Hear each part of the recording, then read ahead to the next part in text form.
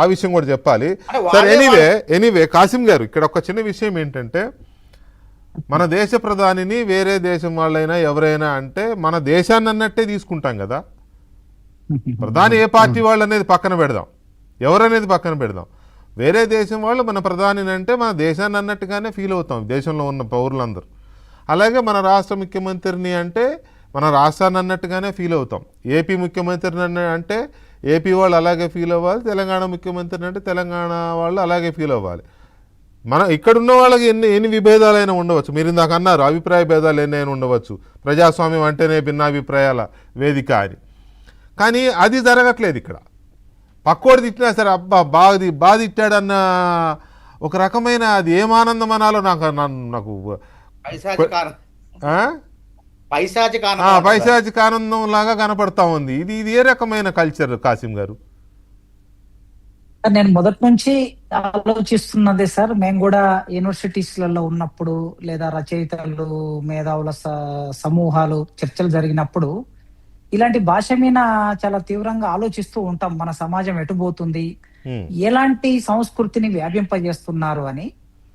మనము సమాజం ఎప్పుడైనా సాంకేతిక పరిజ్ఞానం పెరిగినప్పుడు, కొత్త ఆలోచనలు వచ్చినప్పుడు, కొత్త సమాచారం వచ్చినప్పుడు, కొత్త కోర్సులు చదువుతున్నప్పుడు మానసిక వికాసం చెందాలి. ఆ మానసిక వికాసం చెందటం మూలంగా సమాజం ఒక స్థాయి నుంచి మరో స్థాయికి వెళ్ళాలి.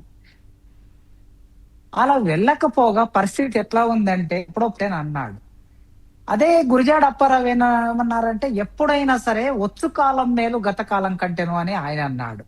ఇప్పుడు నన్నయ్యనే నయము అనిపించే ఒకానొక స్థితిలోకి మన సమాజాన్ని నెడుతున్నారు.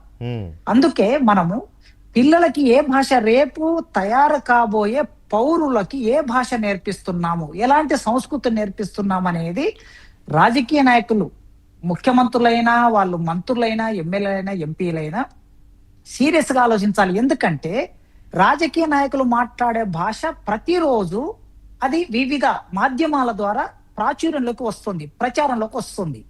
ప్రతి వ్యక్తి చేతిలో సెల్ ఫోన్ ఉంది కనుక వాళ్ళు మాట్లాడేది వైరల్ అయ్యి ఆ భాషని పిల్లలు వింటున్నారు.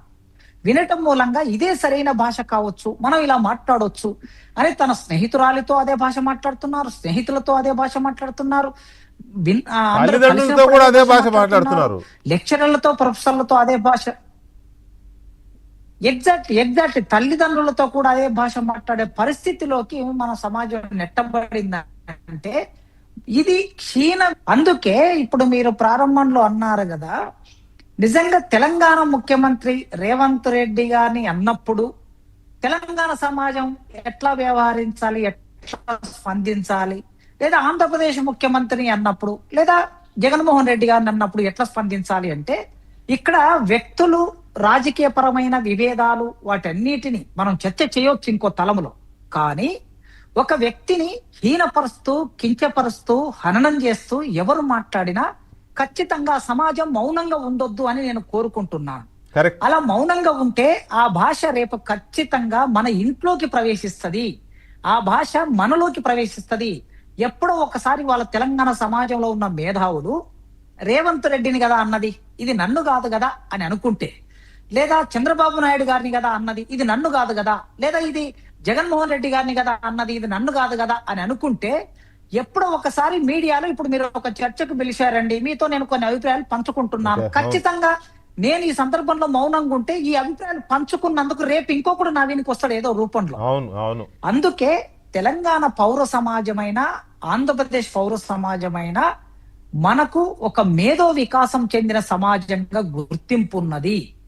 ఒక 4-5 నెలల కిందట సుప్రీంకోర్టు ఒక కామెంట్ చేసింది. బార్ కౌన్సిల్ ఎలక్షన్లు నడుస్తూ ఉన్నప్పుడు భారతదేశంలో ఎక్కడ ఏ రాష్ట్రంలోనైనా సరే మహిళలకి 33% రిజర్వేషన్ బార్ కౌన్సిల్ ఎన్నికల్లో ఇవ్వకపోవచ్చేమో గాని, బాగా చైతన్యవంతమైన తెలంగాణ లాంటి ప్రాంతంలో ఖచ్చితంగా మీరు అమలు చేయండి అని సుప్రీంకోర్టు కామెంట్ చేసిందండి.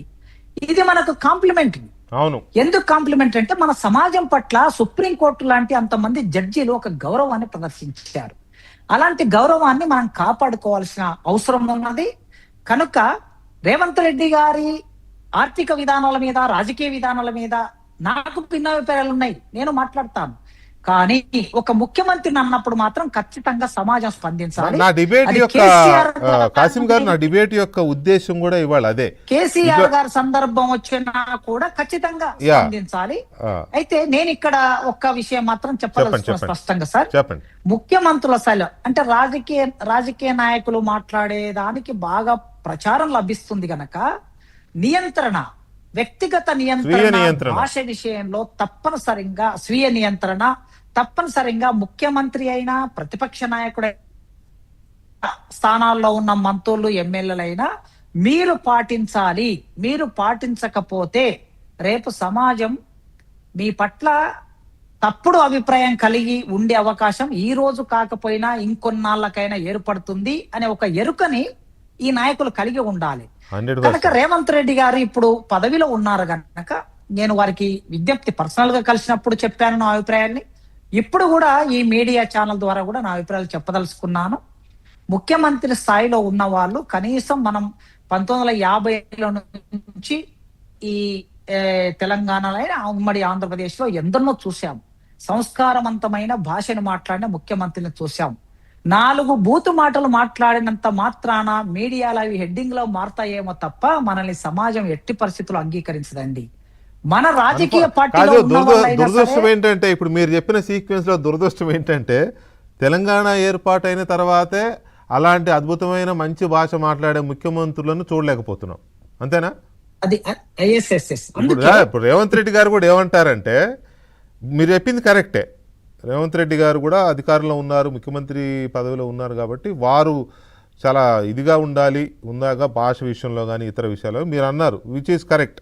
అయితే ఆయనతో మీరు వ్యక్తిగతంగా కలిసినప్పుడు ఇతర సందర్భాల్లోనూ ఏదైతే చెప్పానన్నారో అట్లా మాలాంటి వాళ్ళని కూడా చెప్పాం, ఆ స్నేహం వల్లనో లేకపోతే పరిచయం వల్లనో ఇంకో రకంగా.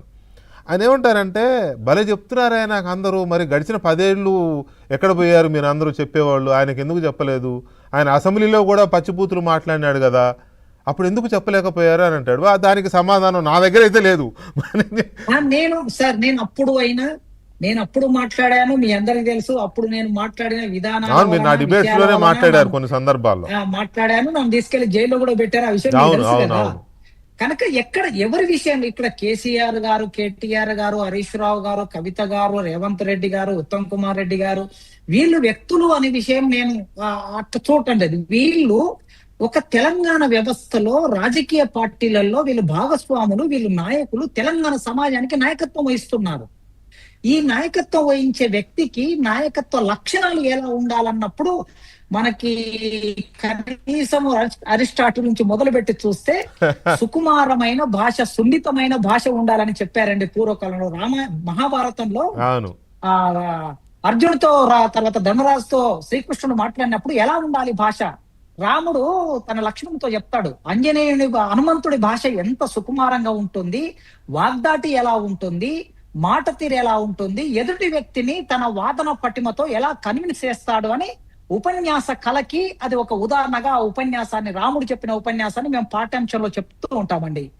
కనుక అట్లా రామాయణ మహాభారత పురాణాల నుంచి కూడా నాయకులకి మొట్టమొదలు భాష బాగుండాలి అని చెబుతారు, అదే నేర్పిస్తారు. అందుకే నాయకత్వంలో ఉన్న వాళ్ళందరూ మీరు స్వీయ నియంత్రణ పాటించండి దయచేసి. తెలంగాణ సమాజానికి ఉండే త్యాగ గుణం వలన, సాటి వారికి సహాయం చేసే గుణం వలన, ప్రేమించే గుణం వలన అలాంటి భావాలనే మీరు ప్రజల మధ్యకి తీసుకురండి, ప్రచారం చేయండి, సోదరత్వాన్ని పెంచండి తప్ప మీరు ఒకరి మీద ఒకరు బూతులు మాట్లాడుకునే పరిస్థితి తెలంగాణకి రావద్దని నేను సవినయంగా మీ మీడియా ద్వారా అందరినీ పేరు పేరున కోరుకుంటున్నాం సార్. లేదు, అది నిజానికి జరగాల్సిన ఇది కూడా గతం నుంచి చాలా సందర్భాల్లో కూడా మనం ఎందుకు చెప్తున్నా, అదేంటో అది ఒక కామన్ క్రైటీరియా అయిపోయింది వాళ్ళకి, అదొక ప్రోటోకాల్